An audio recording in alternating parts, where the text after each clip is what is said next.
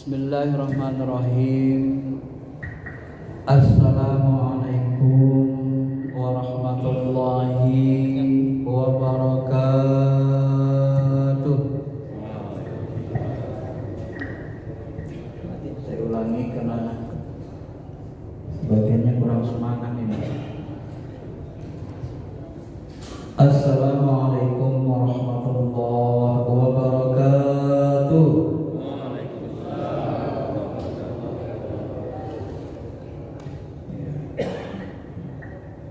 Bisa jangan pas makan aja kita semangat Pak ya, ngaji juga semangat gitu ya. Alhamdulillah, alhamdulillahirabbil alamin, wal aqibatu lil muttaqin, wala udwana illa 'alal zalimin.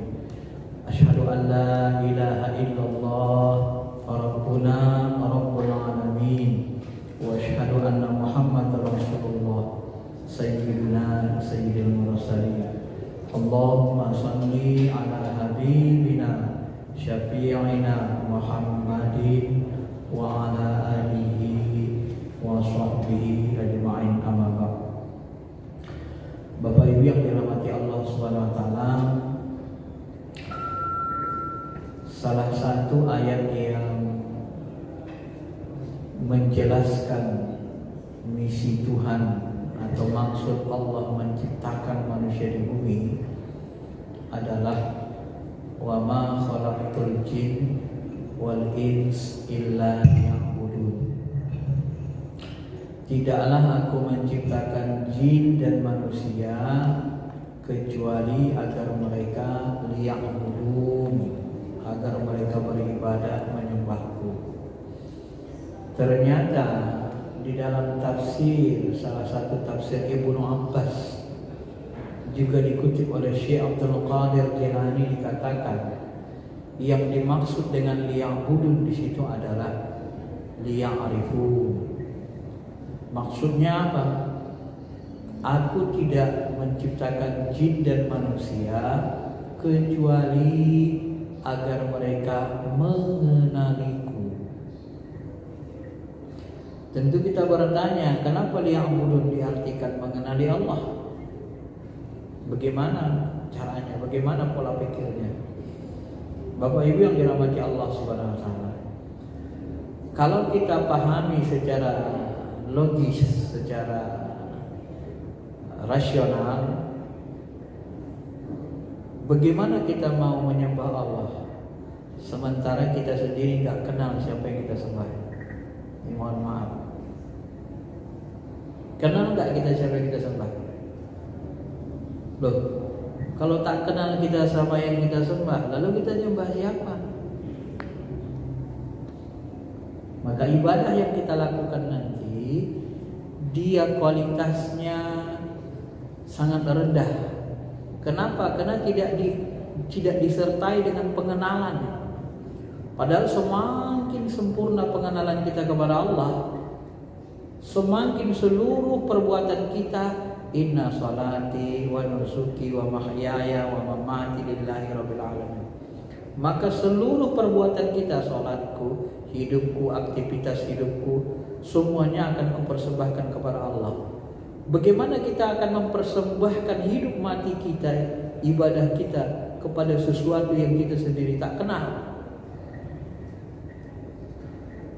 Maka ilmu mengenal Allah ini termasuk ilmu yang paling pokok, paling penting, yang selalu ditinggalkan umat Islam.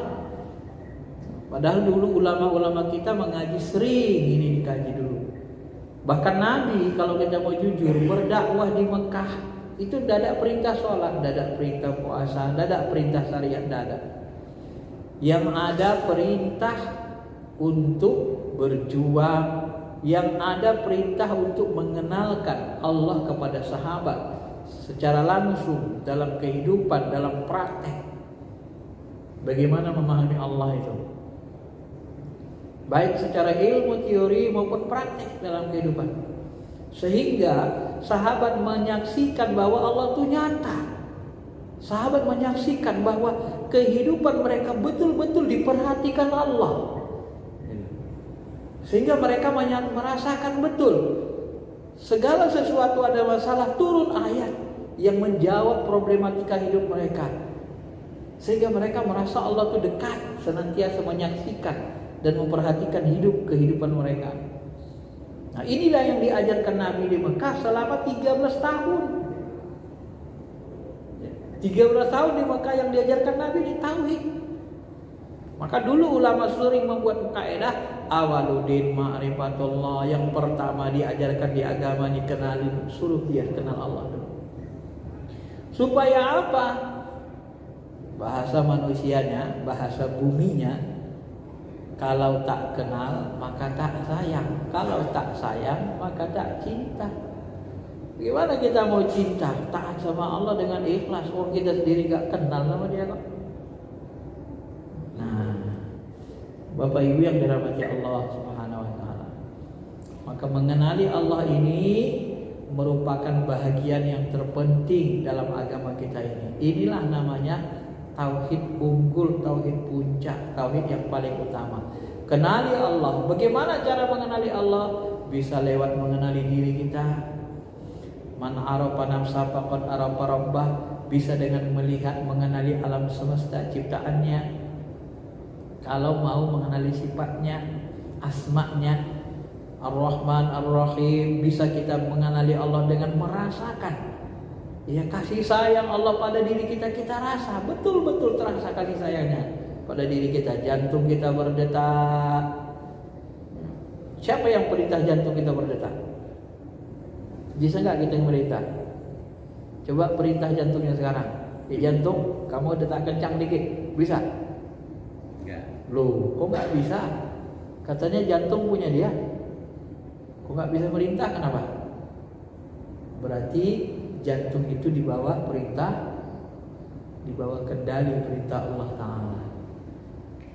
Kita sendiri hanya memakai, punya hak pakai, minjem ya. Begitulah lemahnya kita. Memerintah organ jantung kita sendiri pun kita gak sanggup, gak punya kemampuan. Begitu lemahnya diri kita, masihkah kita mau melawannya, menjauh darinya, dan tidak open sama open padanya? Bapak Ibu jemaah salat zuhur yang dirahmati Allah Subhanahu wa taala. Ya.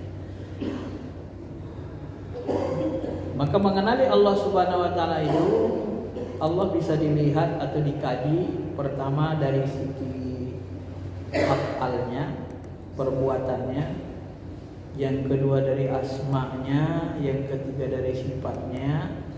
Setelah sifat baru nanti mengenali zatnya. Mengenali zat Allah ini ya, kalau bahasa guru-guru kita yang dalam ilmu ma'rifatnya ya, Syekh Abdul Qadir Jilani dalam kitab Sirrul Asrar mengatakan zat Allah ini yang mengenalinya nanti tugas ruh kita, Tiplul Ma'ani. Beliau membahasakan Tiplul Ma'ani. Di dalam diri kita ini ada namanya inti ruh.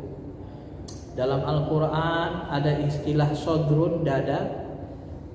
Setelah sodrun ada qalbun, hati. Setelah qalbun ada fuad, mata hati. Setelah fuad, mata hati ada namanya lubbun, ulul albab jamaknya. Lubbun inti ruh, inti hati. Lubbun, ulul albab inilah nanti yang bertugas untuk mengenalkan kita kepada makom zatnya di akhirat nanti.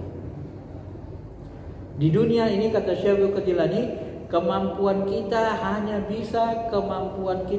bisa memandang nur zatnya. Nah, kalau bahasa hadis sahihnya, ketika Nabi ditanya Abu Jahal, "Ya Rasul, apakah engkau melihat zat Allah?" Kata Nabi, "Anna." Kenapa? Bagaimana aku bisa melihatnya? Yang kulihat ada cahaya, nur zatnya. Ya. Walaupun nanti Ibnu Abbas, kemudian Abu Hurairah, kemudian Anas bin Malik, mereka berkeyakinan mengatakan Nabi SAW melihat zatnya waktu Isra Mi'raj. Maka dabal fuadu ma ra'a, mata hati Nabi Muhammad tidak mendustakan apa yang dia lihat. Jadi melihat Allah itu bukan pakai mata kepala, tapi pakai fuad, mata hati, qalbu. Kalau mengandalkan mata kepala, mata hati buta, nggak bakalan terlihat Allah Ta'ala, nggak bakalan Allah itu nyata. Allah tuh punya sifat zahir nyata dalam pandangan mata hati, batin tersembunyi dalam pandangan mata kepala. Maka kalau kita mau mengenali Allah, aktifkan rohani kita, aktifkan qalbu kita, bersihkan. Maka seluruh ulama-ulama ahli spiritual Islam itu memerintahkan kita bersihkan hati sebersih sebening-beningnya. Begitu hati kita bersih bening, itu seperti cermin, ya. Begitu cermin itu bening bersih, kita pantulkan ke cahaya matahari, dia nangkap, dia bisa menyaksikan, dia bisa melihat semuanya, terlihat semuanya. Tapi kalau cermin itu berkarat, cermin itu penuh debu, cermin itu dilapisi cat-cat hitam, begitu dipantulkan ke cahaya matahari, cahayanya nggak mantul, nggak ada yang terlihat. Itulah perumpamaan hati. Maka Al-Ghazali menyebut hati itu seperti cermin. Syekh Abdul Qadir Jilani juga mengatakan hampir sama. Ya. Bapak Ibu yang dirahmati Allah Subhanahu Wa Taala. Lalu bagaimana kita kenali Allah? Kita kenali lewat af'alnya. Kemudian lewat sifatnya. Di dalam akidah sunnah wal jamaah disebut dengan kitab ada sifat 20. Ada sifat zat, wujud. Wujud itu artinya ada. Adanya Allah itu, ini sifat bagi zatnya. Adanya Allah itu bisa disaksikan, bisa dirasakan dengan qalbu, dengan hati, ya, dengan akal pikiran. Kalau menyaksikan keberadaan Allah dengan akal, biasanya para nabi mengajak orang-orang kafir yang mata hatinya belum kebuka dengan cara apa? Dengan cara melihat langit dan bumi ciptaan Allah. Maka ketika mengajarkan Fir'aun untuk mengenal Allah, siapa Tuhanmu? Tuhanku adalah Tuhan yang menciptakan langit dan bumi. Ya. Jawaban Musa begitu kepada Fir'aun. Jadi kalau kita mau kebuka hatinya, perhatikan. Di awal-awal perhatikan langit. Siapa yang menciptakan langit nggak pakai tiang? Coba renungi dengan baik. Dengan qalbu hati kita. Ini masjid ini mungkin belum sampai 100 tahun. Nanti 200 tahun masih ada nggak kira-kira? Masih kuat nggak ini? Belum tentu, ini bakalan hancur. Tiangnya bakalan rusak. Langit itu maha luas, tidak pakai tiang. Siapa yang bisa bangun langit sebesar itu? Setinggi itu, selebar itu, sebesar itu, nggak pakai tiang. Kalau bukan Sang Maha Segalanya. Hal tara min futur, kata Allah, pernahkah kamu lihat langit itu hancur, rusak, sobek, miring? Coba lihat ke atas, ke langit. Ada nggak yang sobek? Ada nggak yang rusak langit itu? Udah berapa miliar tahun itu langit diciptakan, nggak ada yang rusak. Nah itu, ajak hati kita, qalbu kita, akal kita berpikir. Itu cara pertama untuk mengenal Allah. Kenyataan wujudnya itu nyata dia. Inna fi khalqis samawati wal ardi wa ikhtilafil laili wan nahar la ayatil liulil albab. Sesungguhnya pada penciptaan langit dan bumi, pergantian siang dan malam, ada tanda-tanda, ayat, tanda-tanda kekuasaan Allah, tanda-tanda keberadaannya. Kita disuruh merenungi. Siang, hari ini siang, ntar datang malam. Siapa yang nyuruh matahari bersinar di pagi hari? Siapa yang bisa mengendalikannya? Kenapa kita tidak berpikir? Ya, kita kan terima bersih aja, Pak. Tahu-tahu udah ada matahari. Kenapa kita tidak pernah berpikir siapa yang nyuruh matahari terbit dari timur tiap pagi? Kok bisa dia terbit dari itu? Sedangkan mesin PLN kita dipakai nanti 100 tahun mulai rusak, 200 tahun hancur. Ini matahari udah ribuan tahun, gak ada rusaknya. Siapa yang buat? Siapa yang ngatur? Emang ada sesuatu beratur jalan begitu aja, terjadi begitu aja? Mana makhluk di bumi ini yang ada begitu aja? Semuanya ada, pasti ada yang mengadakannya. Secara akli ya. Nah itulah dia. Kita menyaksikan dia. Di terbitnya matahari, di tenggelamnya matahari. Kenapa dia buat ada malam? Kenapa dia nggak buat siang terus? Kenapa harus ada malam? Ya, kalau malam terus kita susah. Tidur terus kerjanya nanti. Malas kerja. Maka dia buat malam untuk istirahat, libasa. Dia buat siang, nahar untuk bekerja, cari nafkah. Nah itulah kebijakan Allah Subhanahu wa taala yang sangat bijak bagi kehidupan kita. Ma'asyiral muslimin, Bapak Ibu yang dirahmati Allah. Maka sebahagian orang mengenali Allah, ada yang lewat akalnya, ada yang lewat kolbunya, rasanya, ada yang lewat membaca teks-teks Al-Quran hadis, kemudian teks Al-Quran hadis ini dipahaminya pakai akalnya, ada yang memahami dikombinasi pakai akal dan kolbunya, diresapinya, dihayatinya. Barulah nanti ketemu kita kenyataan Allah Ta'ala yang sebenar-benarnya. Ya. Jadi kita harus memahami wujud kenyataan Allah, adanya Allah itu dengan kolbu, dengan wahyu yang dipahami dengan akal dan dihayati dengan kolbu. Barulah kita ketemu dengan kenyataan wujud Allah, kenyataan zatnya. Bapak Ibu yang dirahmati Allah Subhanahu wa taala. Idam ini artinya sedia, tidak ada permulaannya. Kenapa tidak ada permulaannya? Ya kalau ada permulaannya tak layak dijadikan Tuhan, makhluklah dia. Kenapa? Dulu gak ada dia, tahu-tahu ada gitu. Nah, kalau gitu kan sifatnya makhluk. Kita dulu gak ada, kemudian lahir tahun 60-an, 50-an, 70-an. Nah, layak gak kita jadikan Tuhan? Gak layak. Nabi Isa dulu gak ada, tahu-tahu ada, sekarang gak ada lagi. Layak gak jadikan Tuhan? Ya, Tuhan kok bisa hilang-hilang, kok bisa mati? Bagaimana kalau kita bisa mencerna sesuatu yang mati disembah? Ya kan? Ma'asyiral muslimin, Bapak Ibu yang dirahmati Allah Subhanahu wa taala. Kemudian baqo, kekal. Ya.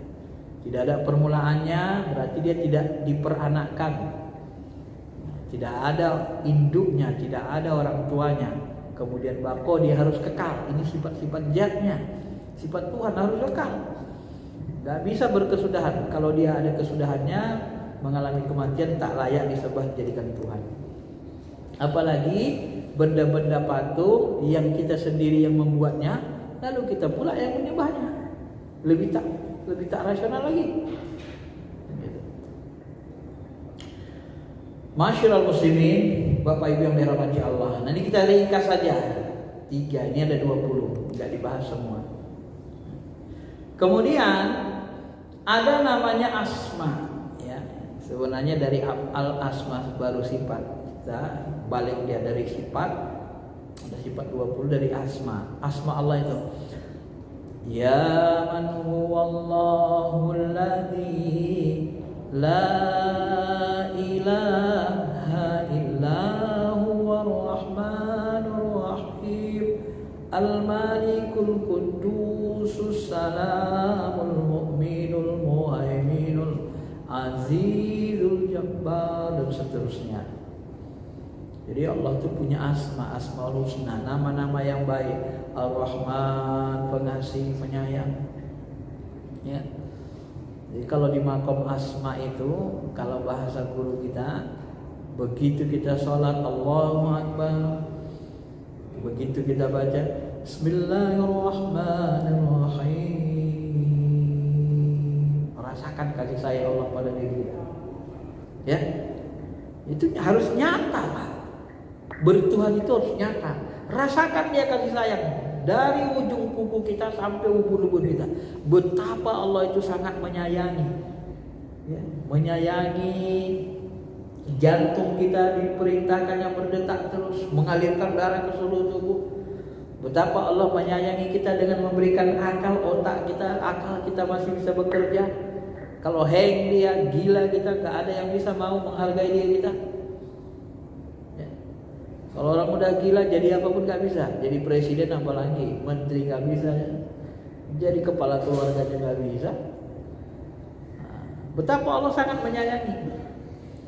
Ar-Rahman Ar-Rahim. Ya, setiap kali kita membaca firman-firman Allah itu kita rasakan, kita hayati. Dan kalau dia bentuknya kasih sayang, kita rasakan kasih sayang itu di seluruh tubuh kita. Sehingga dia nyata kasih sayangnya itu. Nah, Rahman Rahim asmanya itu nyata. Memang Allah itu nyata gitu loh. Ini yang kadang-kadang kita selalu lalai. Ya. Kenapa? Ya mungkin gak ada yang mengajari kita cara beribadah begitu. Akhirnya Allah tuh ya kita sholat gak ada rasanya. Wong kita gak mau menghayatinya. Kita menyebut asmanya, kita menyebut sifatnya, asmanya kita sebut, asmanya itu tidak nyata dalam diri kita, harus kita nyatakan. Baru dia nyata, karena kita mendekati Allah itu lewat ini, asma sifatnya, baru kepada makom jat. Nah, apabila kita sudah mengenali asmanya, mengenali sifatnya, mengenali afalnya di dunia ini, pasti nanti kita memandang mengenali jatnya di akhirat nanti. Tapi kalau kita tidak kenal, waman a'rada an dzikri waman a'rada, ya. Barang siapa yang buta, waman kana fi hadhihi a'ma, barang siapa yang buta di dunia ini tidak kenal sama Allah, fahuwa fil akhirati a'ma, di akhirat dia lebih buta lagi nanti. Wa adallu sabila. Ya, jangan main-main sama ilmu ini, Pak. Tak kenal kita sama Allah, tak kenal sifat asmanya apa, buta kita nanti di alam kubur. Di alam barzah buta, tersiksa, di alam akhirat pun buta, dibangkitkan buta. Lima hasyaratani a'ma, ya Tuhan kami, kenapa kau bangkitkan kami dalam keadaan buta? Wa qad kuntu basira, aku dulu kan bisa melihat, kau bisa buta ya Rabb. Kadzalika atatka ayatuna fanasitaha. Bukankah sudah datang ayat-ayat kami, tapi engkau tidak peduli dengan kami. Ya. Diberitahu tidak peduli. Wa kadzalika tunsa, maka hari ini engkau tidak diperdulikan. Enggak diperdulikan Allah. Kenapa? Karena dia tidak mau merasakan kenyataan Allah, hatinya buta. Orang yang buta hatinya di bumi, maka nanti buta di alam barzah, buta nanti di akhirat dibangkitkan. Nah, maka orang kafir itu sangat identik dengan orang yang buta hatinya. Khatamallahu ala qulubihim, Allah menutup pintu hati mereka, di khatam, tertutup. Bukan akalnya yang buta, hatinya. Bukan matanya buta, hatinya, kalbunya. Kalau akalnya, bingung, mereka bisa buat nuklir, Pak. Kalau akalnya jangan tanya. Ya. Bahkan matahari pun mau mereka rancang, mereka buat, ya kan?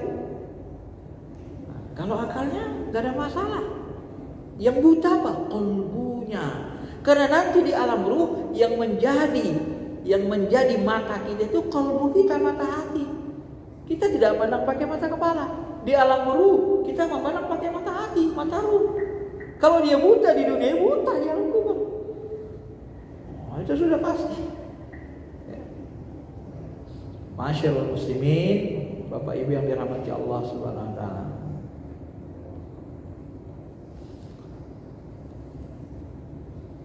Af'alnya, kita kenali af'alnya.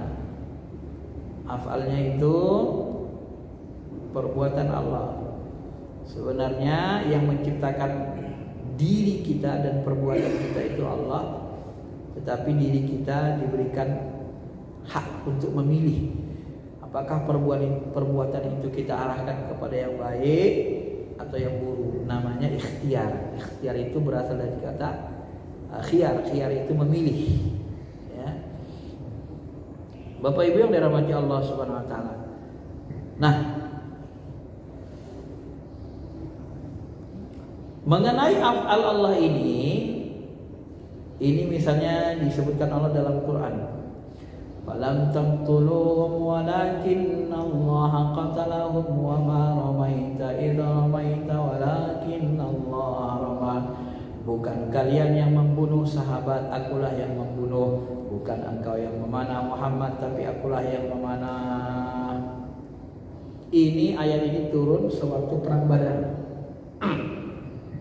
Kenapa ayat ini turun? Inilah cara Allah mengajarkan. Inilah tauhid mereka. Allah itu mengajarkan Nabi dan sahabat tauhid af'al.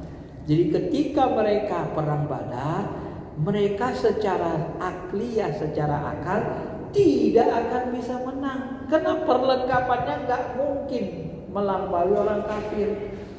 313 mereka lawan 1000 orang lebih. Kuda cuma hanya beberapa, Nabi punya 1 onta. Kafir Quraisy lengkap peralatannya, senjatanya. Baru hijrah ke Madinah, perlengkapan senjata hampir tak ada. Bagaimana melawannya ini? Alat perang mereka lengkap, kita pun susah nyari alat perang. Baru hijrah ke Madinah udah diserang. Tapi karena mereka orang-orang yang dekat dengan Allah, walam taqtuluhum, ya, seadanya. Mereka bawa pada pedang, mereka pedang. Yang punya panah, mereka panah. Maka Allah menarik jasad Nabi dan para sahabat itu langsung dikendalikan. Jadi ketika Nabi dan sahabat membunuh, bukan Nabi sahabat yang bunuh, tapi Allah yang bunuh. Kenapa? Karena tangan dan kaki para sahabat itu langsung dikendalikan. Maka ketika sahabat memanah, Nabi memanah, itu tidak 1 orang, 2 orang yang mati, tapi bisa banyak. Kenapa? Karena Allah Subhanahu wa ta'ala mengambil kendali diri Nabi dan sahabat. Ya. Dan itu bisa kita rasakan kalau kita spiritualnya tinggi. Ada waktu-waktunya kita itu berbuat, kita merasa bukan kita yang menggerakkan badan kita, tapi gerakan dari ruh kita yang digerakkan oleh Allah gitu. Nah, bukan akunya aku, maunya kita, tapi sudah maunya Allah. Nah, kapan itu bisa terjadi? Salah satu caranya, kata Nabi SAW dalam hadis qudsi, Allah berfirman, "Ma taqarraba ilayya 'abdi bi syai'in ahabba ilayya mimma aftaratuhu bi." Tidak ada seorang hamba yang mendekat padaku yang lebih aku cintai kecuali melaksanakan ibadah-ibadah fardu, ibadah-ibadah wajib dilaksanakan dengan baik. Wa ma yazalu 'abdi yataqarrabu ilayya bin nawafil. Dan terus-menerus hambaku itu mendekatkan diri kepadaku dengan amalan nawafil. Amalan nawafil ini dalam fikih amalan yang sunnah, yang anjuran, yang fadilah, yang dekat dengan makna tatawwu, yang dekat dengan makna mustahab, disukai, bukan wajib. Bin nawafil. Nah, kalau kita sudah rajin melaksanakan amalan nawafil, amalan tambahan sesudah bagus amalan fardu kita, maka hatta ahibbah, sampai aku mencintainya. Wa idza ahbabtuhu, apabila aku mencintainya, kata Allah, kuntu sam'ahu alladhi yasma'u bih, maka jadilah aku mendengar yang dia gunakan mendengar.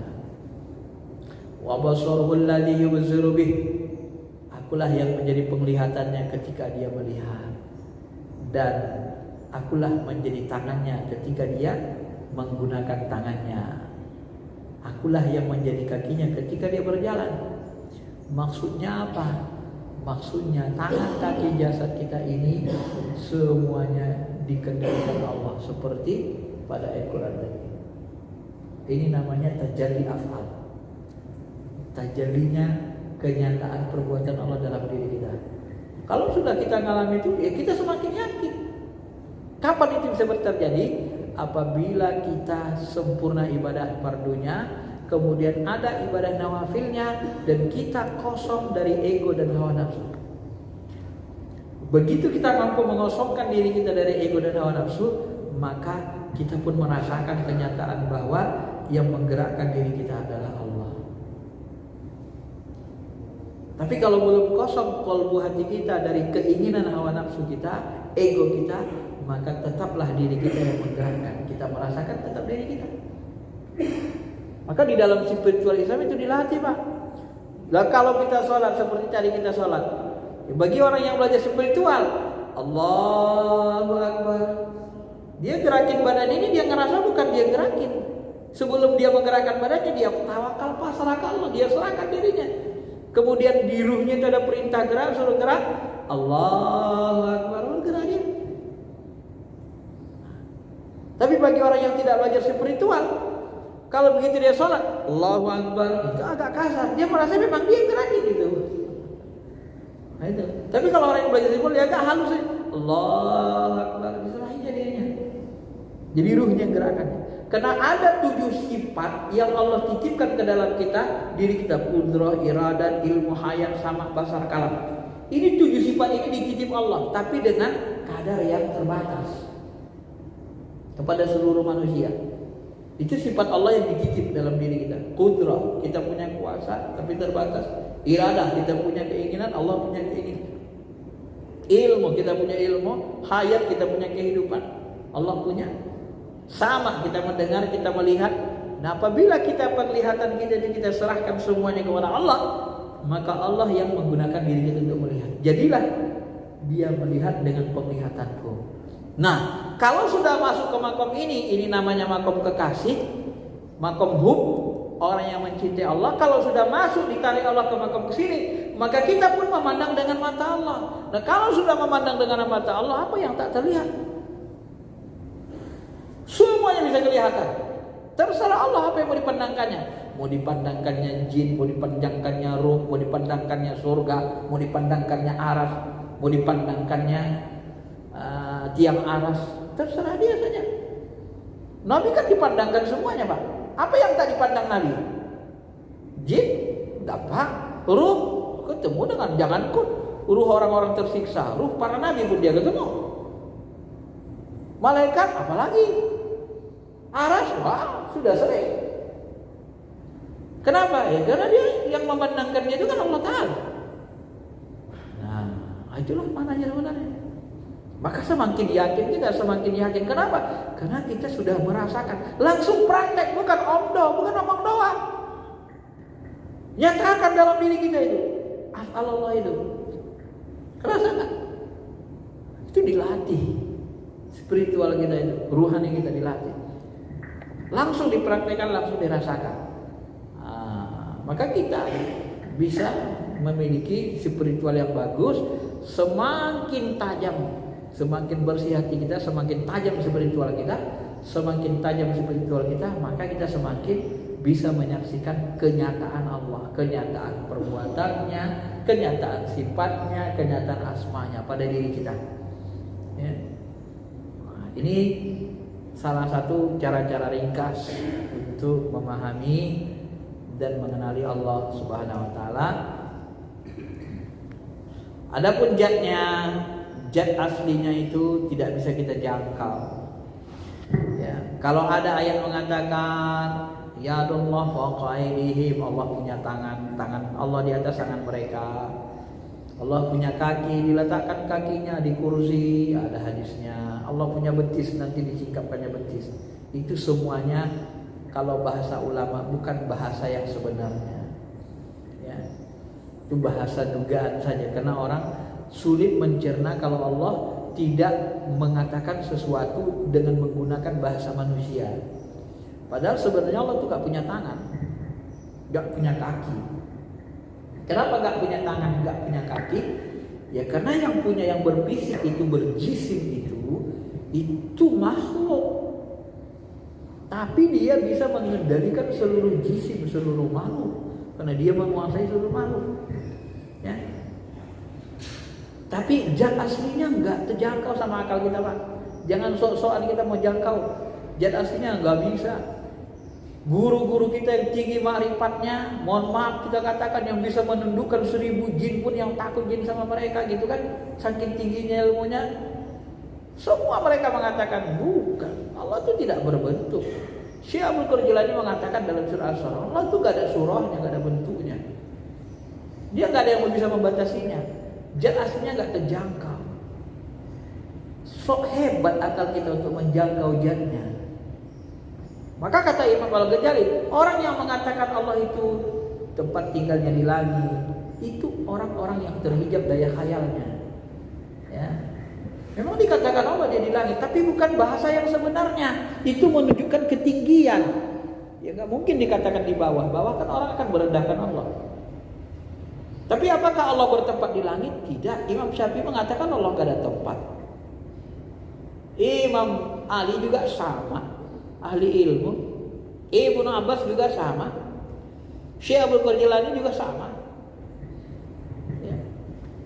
Langit itu bukan tempat jatnya, tapi untuk menunjukkan ketinggiannya. Ya.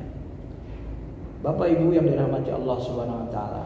Jadi bagaimana memahami ayat-ayat tentang Allah punya tangan, punya kaki, itu biasanya lebih kepada untuk bahasa, bukan yang sebenarnya, lebih kepada metafora. Ketika dikatakan begini misalnya, jenderal itu punya tangan kaki yang banyak, apa yang Bapak pahami? Jenderal itu punya tangan kaki yang banyak, apa yang Bapak pahami? Banyak anak buahnya, gitu ya. Itu bahasa metafora, gitu ya. Akan tetapi sahabat ulama salaf ini terbagi dua. Ketika ada ayat mutasabih, mereka tidak mentakwil.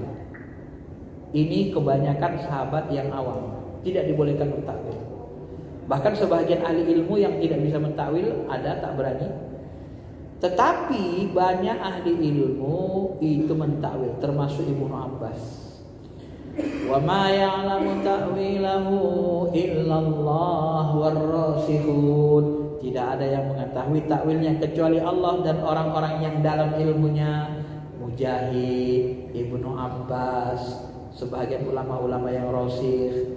Jadi nanti yang mentakwil itu apa kata Ibnu Abbas? Oh, aku dikasih Allah ilmu takwil katanya. Kan sudah doakan Nabi yang mentakwil. Maka nanti yadullah itu ditakwilkannya. Ya, takwilkannya. Saya sudah kumpul beberapa tafsir Ibnu Abbas dalam langsung di kitabnya, dari kitabnya Tanwirul Mikbas itu dia mentakwil, ya ditakwilkannya, wajah ditakwilkannya, ditakwilkannya. Karena dia mengakui sendiri bahwa dia diajari Allah takwil. Karena Nabi mendoakannya kan, Allahumma faqihhu fiddin wa 'allimhu takwili. Ya Allah, pakihkanlah Ibnu Abbas agama dan ajari dia cara mentakwil. Nah, jadi kalau ada orang mengatakan tidak boleh ditakwil ayat Al-Qur'an, itu penjelasan yang penuh kebohongan. Silahkan cek tafsir ayat itu. Ada 4 tafsir saya cek. Tafsir Ibnu Abbas, Tanwirul Mikbas, Wahbah Juhaili, Ibnu Katsir, Al-Qurtubi. 4-empatnya itu mengatakan sebahagian ulama salaf, ulama besar mentakwil. Kalau nggak mentakwil bisa bahaya. Salah satu contoh ayat yang tidak ditakwil bahayakan kita, membahayakan akidah. Allahu nurus samawati wal ard. Allah itu adalah cahaya langit dan bumi. Benar gak jatnya cahaya, Pak? Benar gak dia cahaya? Hah? Kalau Bapak yakin Allah itu bentuk cahaya, Bapak syirik, bisa-bisa kafir. Kenapa? Maka harus ditakwil. Sifat zatnya itu seperti cahaya, bukan zat aslinya cahaya. Kalau zat aslinya cahaya itu Allah. Syirik kita, Pak. Maka kalau ada orang mengatakan nggak boleh ditakwil, itu kebohongan. Dia memanipulasi data, tidak benar ya. Ya, sudah banyak tafsir yang kita cek, tidak benar. Ya, mereka selalu membohongi kita dengan data-data yang salah, akidah Ahlussunnah wal Jamaah. Ya. Bapak Ibu yang dirahmati Allah Subhanahu wa taala. Nah, maka kita ambil kesimpulan, ya. Kalau kita bertuhan menggunakan akal, Allah di langit apa semua, maka nanti akan terasalah Allah itu jauh. Tapi kalau kita menggunakan hati, qalbu, wa huwa ma'akum aina ma kuntum, dia bersamamu dimanapun kau berada. Dia lebih dekat dari urat lehermu. Itu bahasa qalbu sebenarnya, bahasa hati. Artinya apa Bapak-bapak? Ruh kita, qalbu hati kita ini itu bisa, kalau dia pindah kecepatannya melebihi kecepatan cahaya. Jadi ketika Nabi Mi'raj bertemu Allah, walaupun Allah ditemui Nabi itu setelah Arash, itu hanya butuh waktu tidak sampai 1 malaman dengan kecepatan itu, ya. Kenapa? Jadi untuk bertemu Allah itu tidak butuh waktu lama. Kalau kita beragama pakai qalbu, pakai ruh. Ada seorang sahabat, dia memahami Tuhan pakai akalnya saja. Ya, akalnya sederhana. Ya Rasul, sebenarnya Allah itu di mana sebenarnya? Dia bilang. Karena terpikir sama dia Allah di langit. Ada ayat yang nyebut Allah di langit. Kalau Allah di langit ya Rasul, ini aku berdoa nih katanya. Jarak antara bumi dengan langit itu 1000 tahun. Langit 1, langit 2, 500, 2, 3, 500 tahun. Terus 7, 3.500 tambah 1.000, 4.500. Ke arasnya lagi nanti. Jadi kalau dihitung-hitung mau sampai 6.000, 7.000 tahun baru sampai doa begini. Kalau dia di langit, kapan didengar Allah doaku? Belum 1.000 tahun, dah mati aku katanya. Itu yang di pikiran sahabat. Maka turunlah ayat langsung Allah menjawab. Jadi bukan Nabi menjawab, bukan budak menjawab, bukan Fir'aun ngasih pendapat, tapi langsung Allah.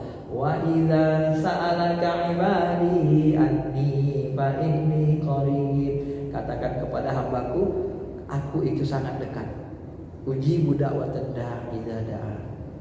Ya, buktinya dari itu ayat tadi.